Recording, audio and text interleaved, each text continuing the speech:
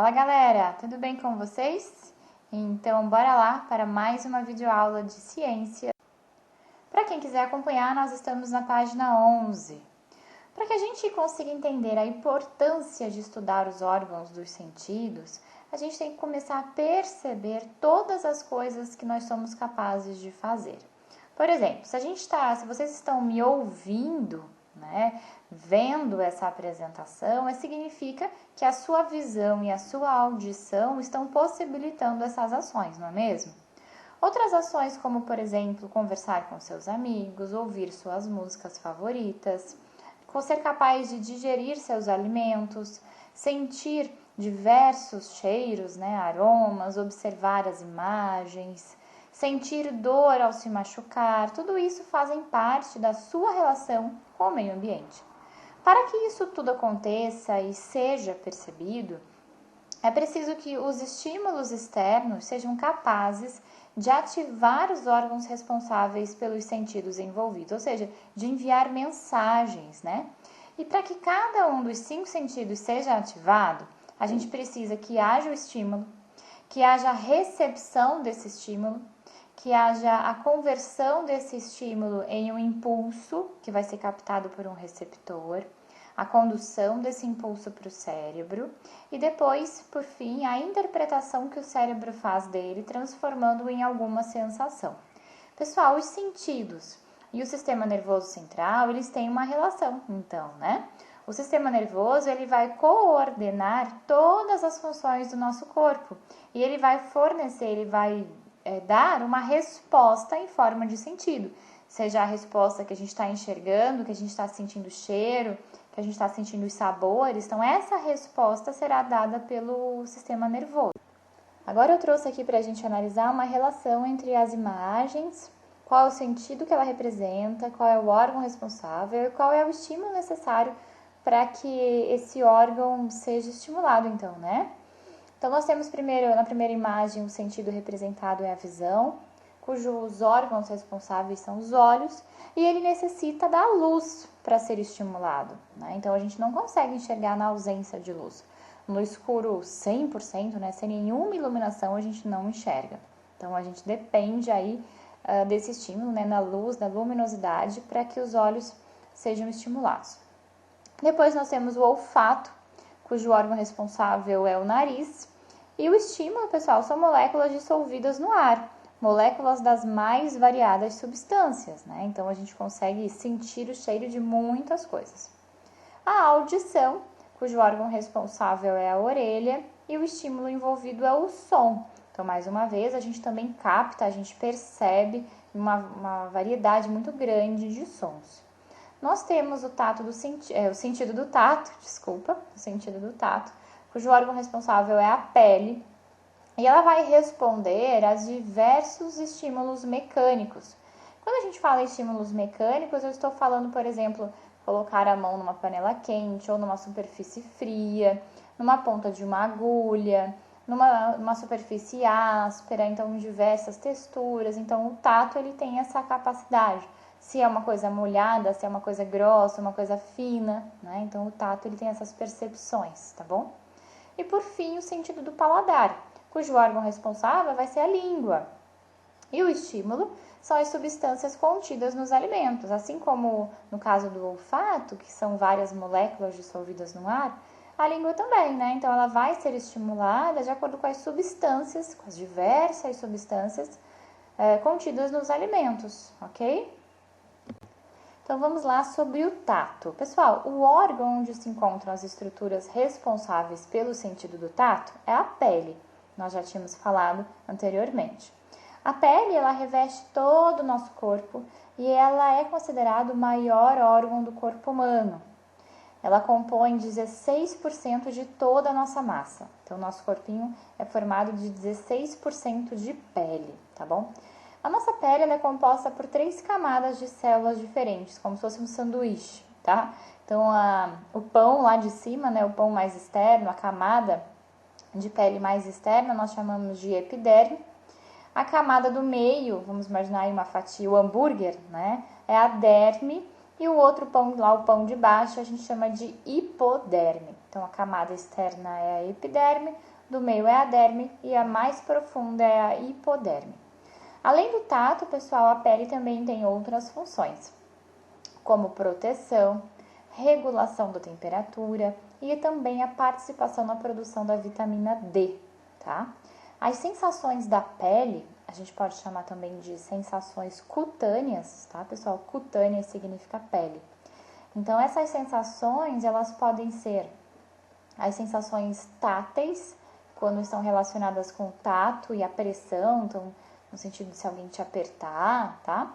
As sensações térmicas, então, relacionadas com a temperatura, se está frio, se está calor. E as sensações de dor.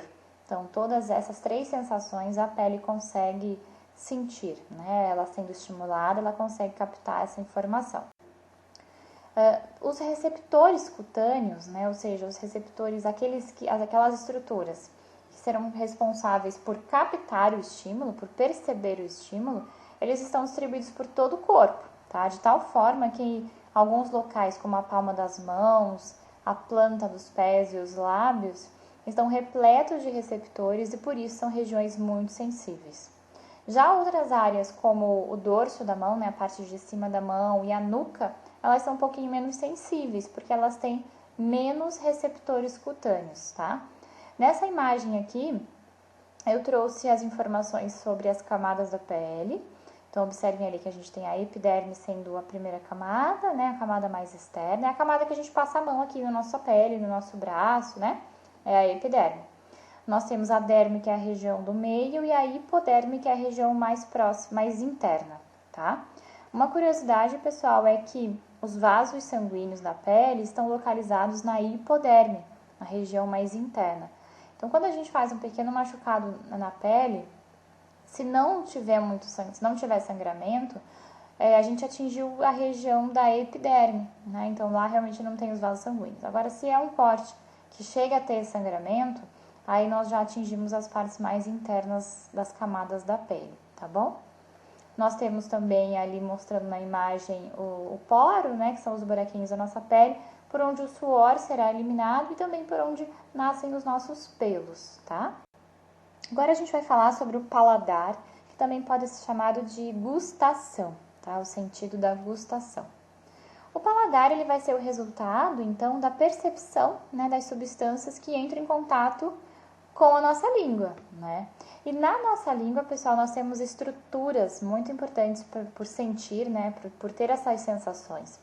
Elas formam algumas elevações ali na imagem, no desenho a gente consegue perceber isso, essas parecem montanhas.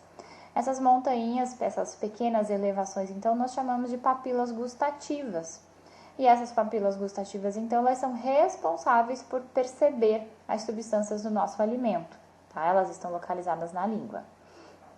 A língua também, pessoal, ela está relacionada com o ato de falar, de deglutir. O que significa deglutir?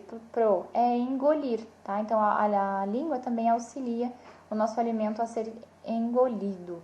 E também auxilia na digestão dos alimentos. Então, quando a gente está mastigando o alimento, a língua vai empurrando os alimentos para os dentes, né? Auxilia nesse processo de mastigação. Então, ela também tem essas funções, tá bom? As papilas gustativas estão espalhadas por toda a língua, tá? Para que os sabores sejam percebidos, é necessário que as substâncias dos alimentos estejam dissolvidos na saliva. E dessa maneira eles acabam entrando em estruturas que também existem na língua, são chamados de poros gustatórios. Então eles vão entrando nos buraquinhos e aí vão acionando, né, vão entrando em contato com as papilas gustativas. Existem 4 sabores básicos percebidos pela língua, né, o azedo, o salgado, o amargo e o doce. Inclusive, existe mais um que foi o que a Pro pediu para vocês, né, do trabalho, que é o umami, tá bom? Depois nós comentaremos mais sobre ele. Uma coisa interessante, pessoal, é que a higiene da língua ela é muito importante para a gente melhorar a percepção dos sabores. Então, uma língua limpinha, ter este hábito de, ao escovar os dentes, também escovar as línguas, tá bom? Vai melhorar esse estímulo, tá? Do paladar.